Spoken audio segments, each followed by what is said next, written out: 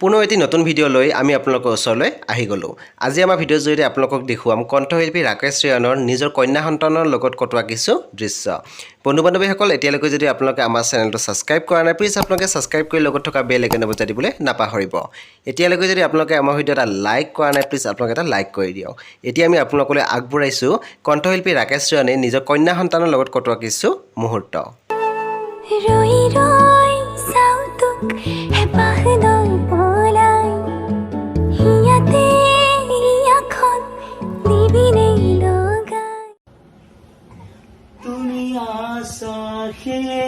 আছে বুকুতে ধপধপনি তুমি নাই বুলি শৰীৰত কপনি সন্ধ্যা চাকিটি তোমাৰে নামত।